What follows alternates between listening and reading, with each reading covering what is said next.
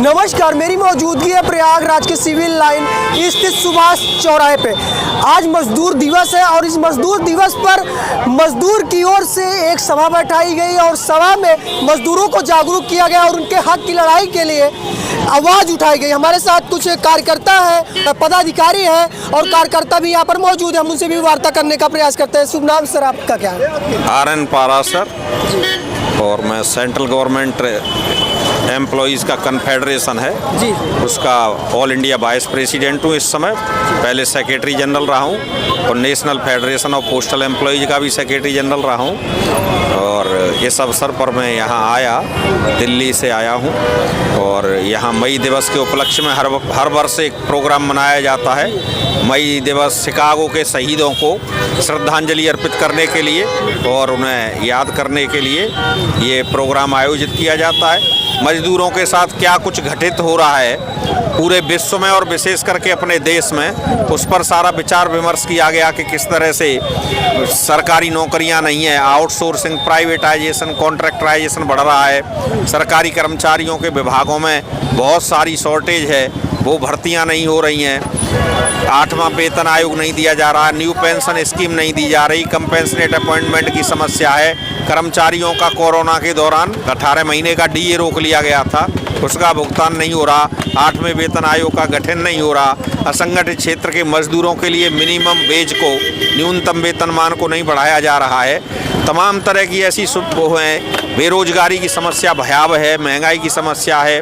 बेरोजगार बच्चे 18 से 30 वर्ष के बेरोजगार बच्चों का 83% बेरोजगारी है। और पेपर, अगर भर्ती की परीक्षा शुरू होती है, पेपर लीक होता है, सब खत्म हो जाता है। शिक्षा की दुर्व्यवस्था है, प्राइवेटीकरण शिक्षा में, स्वास्थ्य में बढ़ रहा है, उससे आम आदमी प्रभावित हो रहा है। आम आदमी का जीवन जो है वो बुरी तरह से प्रभावित हो रहा है। इन्हीं सारी बातों पर विचार विमर्श किया गया, एक प्रस्ताव पेश किया गया और उसको सर्वसम्मति से पारित किया गया। अच्छा सर, जैसे कि प्रयागराज की बात कर ली जाए, यदि प्रयागराज के काफ़ी ऐसे चौराहे हैं जहाँ पर लेबर सुबह 6 बजे से 8 बजे के बीच, 10 बजे के बीच इकट्ठे हो जाते हैं दो वक्त की रोटी के लिए।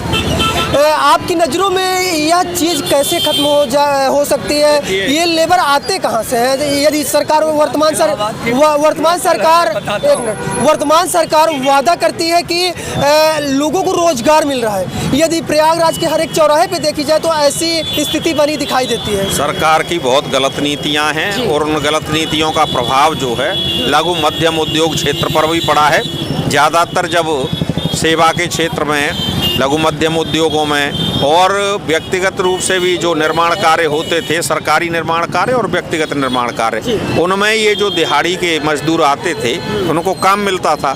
लेकिन आज स्थिति ये है कि रोजगार नहीं है, पैसा नहीं है, लोगों के हाथ में खर्च करने के लिए पैसा नहीं है, निर्माण कार्य नहीं हो रहे हैं, तो ये बेचारे मजदूर आते हैं। कुछ को रोजगार मिल पाता है, कुछ को नहीं मिल पाता है, दिहाड़ी मिल पाती है।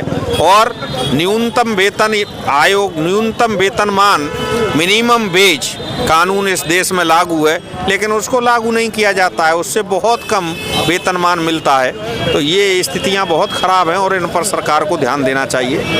अच्छा सर, जैसा कि वर्तमान सरकार काफ़ी वादे कर रही है कि अब की बार 400 पार हो जाएगा और साथ ही साथ पुनः सरकार BJP की बनेगी, क्या आपकी नज़रों में लगता है? केंद्र की बात कर ली जाए तो 2 चरणों के चुनावों से अब ये स्पष्ट हो जाना चाहिए कि सरकार के प्रति नवयुवकों में कोई उत्साह नहीं है। जो वोट प्रतिशत में गिरावट आ रही है वो वोट प्रतिशत नौजवानों का ही गिर रहा है। जो नौजवान मोदी को लेकर के इतने उत्साहित थे, क्योंकि जब इन्होंने अच्छे दिन का वायदा किया था, 2 करोड़ रोजगार सालाना का वायदा किया था और तमाम इस तरह की स्कीम जारी की थी, उससे नौजवानों को लगा था कि अब तो हमारा भविष्य जो है वो बहुत अच्छा हो जाएगा, स्वर्णिम हो जाएगा।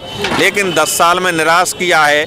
जो बच्चा 20 साल का था 2014 में, आज 30 साल का हो गया और कोई किसी तरह की अभी आशा नहीं है कि उनको रोजगार मिल सके, तो वो ओवर एज हो गए। अब वो सोच रहे हैं कि अब क्या करें। तो ये बड़ी निराशा की स्थिति है और ये सरकार कतई जो है बहुमत नहीं पा पाएगी। 370 और 400 की बात तो अलग है। अच्छा, आपकी नज़रों में क्या लगता है किसकी सरकार आनी चाहिए जो देश हित में और युवा के हित में और समाज हित में कार्य करे?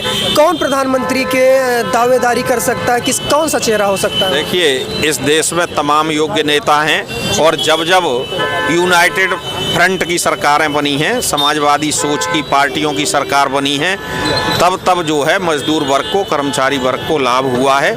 और ऐसा ही इस बार लग रहा है कि एक मिलीजुली सरकार सभी पार्टियों की बनेगी, क्योंकि इनके इस तरह के व्यवहार से सरकारी पार्टी, सरकार, सब लोग जो है बेहद दुखी हो चुके हैं। विपक्षी पार्टियां भी इनसे बहुत दुखी हैं।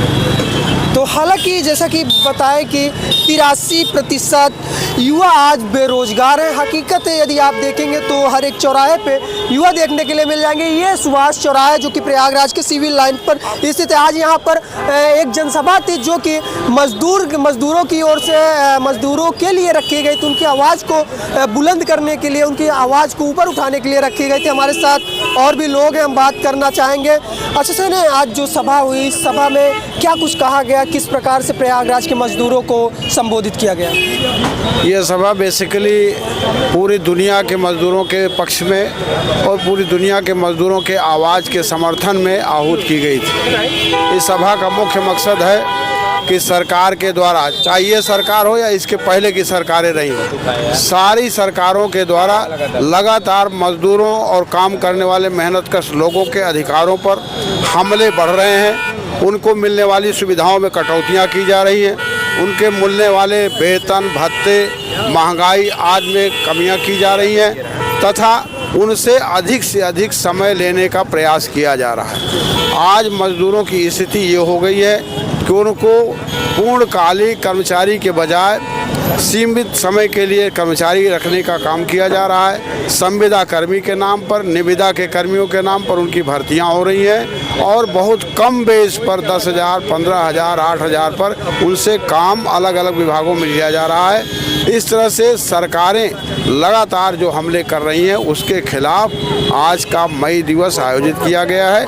हम सारे लोग इस दिवस पर मजदूरों के पक्षों को रखते हैं और उनके जो मूलभूत अधिकार परंपरागत रूप से पुरानी सरकारों में मिले थे उनमें कम से कम कटौतियां न की जाए, उनको यथावत बहाल रखा जाए, इसकी जोरदार वकालत करते हुए अपनी मांग रखते हैं, अपना पक्ष रखते हैं। इसीलिए आज का यहाँ आयोजन किया गया था। मैं CITU की तरफ से उत्तर प्रदेश के राज्य कमेटी की ओर से। तो सर क्या लग रहा है, अब की बार यदि बात कर ली जाए, बीजेपी दावा कर रही है 400 पार, और यदि प्रयागराज से हैं? जी, प्रयागराज। अच्छा, प्रयागराज के चुनाव की बात कर ली जाए, प्रयागराज शहर की सीट से किसकी सरकार या किसकी पार्टी की यहाँ पर सरकार बनने वाली है?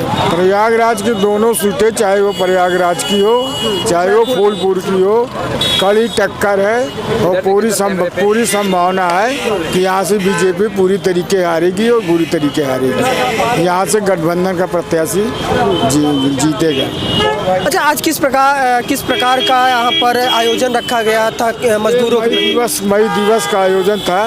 ये मजदूरों का अंतर्राष्ट्रीय त्यौहार है जो उसके उपलक्ष्य में मनाया जाता है। प्रत्येक वर्ष मनाया जाता है, केवल आज ही नहीं था। प्रत्येक वर्ष 1 मई को 50 सालों से यहाँ पर मनाया जाता है और ज़िले के सारे मजदूर यहाँ इकट्ठा होते हैं। सारी मजदूरों की ट्रेड यूनियनें इकट्ठा होती हैं, अपनी बातें कहती हैं। तो अच्छा, आप क्या कहना चाहेंगे मजदूरों के लिए और जो बेरोजगार लोग पड़े हुए हैं? मजदूरों के लिए जो सरकार जो नीति बनाई है वो बहुत ही गलत नीति है और जो आज दिन प्रतिदिन मजदूरों का शोषण हो रहा है। एक तो संविदा का नियम लागू करके जो नियम है, जो कॉन्ट्रैक्चुअल में काम करवाते हैं और उसके बाद 6 महीना 8 महीना अगर कॉन्ट्रैक्ट लेबर के साथ अगर तालमेल नहीं हुआ उसको निकाल के बाहर कर देते हैं। जिस पर अग्निवीर की है समस्या, अग्निवीर में 4 साल के सैनिक क्या करेगा? और आप ही के घर के या आप ही अग्निवीर में हो जाएं, 4 साल बाद आपके अब कहेंगे शादी कर लो, शादी के बाद कहेंगे रिटायरमेंट हो गया, तो अब अच्छा लगेगा? नहीं लगेगा।